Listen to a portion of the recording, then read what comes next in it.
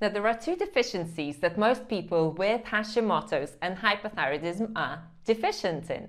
And unless you don't know how to understand these deficiencies and correct them, they might be sabotaging your health and making your hypothyroidism and Hashimoto's condition worse. So let's dive in to discover what those deficiencies are and what you can do about it. Hey, Yulia Tarbert here, certified holistic nutritionist, and together with my husband Paul Tarbert, we are here to help you optimize the health of your hormones and create a beautiful and slim body naturally. If you're new here, subscribe to our channel and hit the bell to stay up to date with our latest videos that are created to help you optimize your hormones naturally. Now, we have coached hundreds and hundreds of clients over the last 12 years of us coaching people on health. And what we often see among our clients and their blood work is that they often deficient in vitamin D. And vitamin D is a vital nutrient. It is so important not just for the health of your thyroid, but it is also important for Hashimoto's and other autoimmune diseases, as well as your hormones and your overall health. And what's interesting, there is a study that shows how sufficient levels of vitamin D can help with lowering high Hashimoto's antibodies and can also modulate your immune system, which is so important if you have autoimmune diseases like Hashimoto's or other autoimmune diseases. So how do you get your vitamin D? Well, you get it from the sun. And here I am sat in UK, looking outside and there is no sun, but we will soon be going to the tropics for the winter months.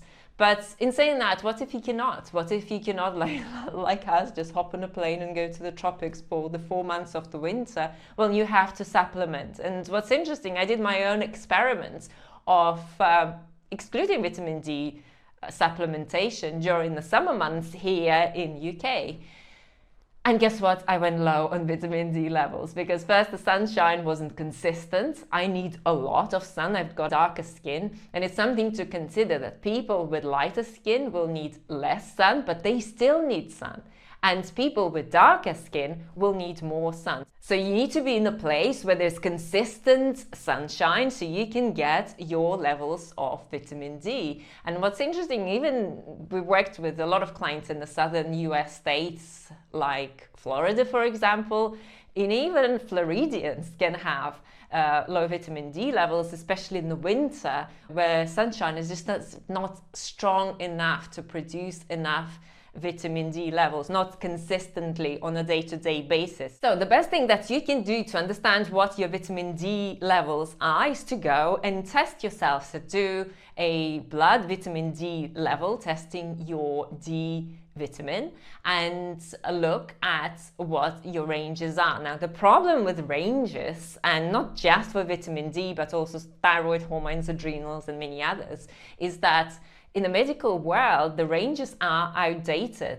And if you look at the lowest range and the highest range, and if you write at the bottom, let's say you are within the normal ranges, but at the bottom, that's unfortunately already low levels of vitamin D. You want your vitamin D levels to be ideally between 50 and 80 nanograms per milliliter. So that's the ideal level. So only keeping them above 50 nanograms per milliliter and jumping on supplementation if they decline, and also supplementing in the cold winter months. Personally, when we are not in the tropics where I can get consistent sunshine every single day and I can get enough vitamin D for my skin type, I supplement daily with vitamin D3 and I monitor my vitamin D levels consistently as well. And again, if I sort of don't supplement with enough, and we are even in the summer in UK in the summer, then I will notice how my vitamin D levels decline and I jump back on supplementing. So that's how you know. I personally learned over the years of experimentation that I need to actually supplement with vitamin D unless we are in the tropics. Okay, so the first nutrient deficiency that you need to be aware of was vitamin D. What's the second? Well, the second nutrient deficiency that is very common in people with hypothyroidism, Hashimoto's, autoimmune diseases, hormonal imbalances is iron deficiency.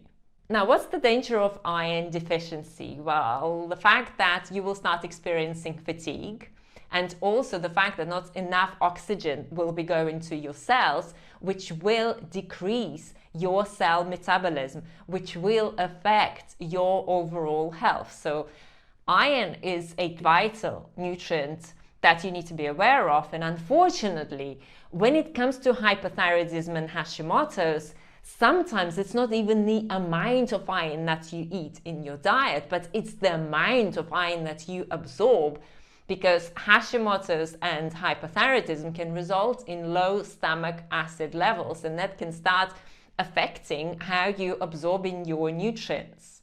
Now, if that wasn't enough, inflammation can also affect iron absorption, and that is just something to know. I know many doctors, practitioners you'll go to will say, well, you're low in iron, eat more animal products. And here is my personal story. I've always been low in iron for as long as I can remember myself, and back in the days when I was eating meat, my doctor would say, eat more iron, eat more liver, and I would do that, and I would go and retest myself, and they would say, oh, still low in iron. So that didn't make any difference to my iron levels. And now I'm on a plant foods lifestyle. I've been on a plant foods lifestyle for 15 years, only eating plant foods. And of course, when you come to a doctor, your doctor will say, oh, yeah, that makes sense because you're vegan. No, I had the same problem on the meat-eating diet, and it's to do with absorption. So I know for myself personally that I need to supplement with iron, and I do. And if you are low in iron and you're just not absorbing iron from your food, that could be likely to be down to Hashimoto's and hypothyroidism, and you need to supplement your diet with iron.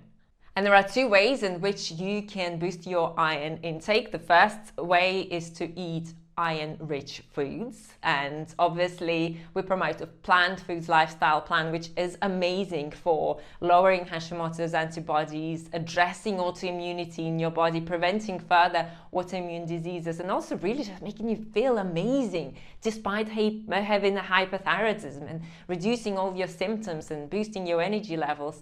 So that's one way. And also on top of that, if you're low in iron, you also need to supplement. And iron supplementation is a long-term solution. It will take a good 3 months for you to boost, at least 3 months, 3 to 6 months to boost your iron levels.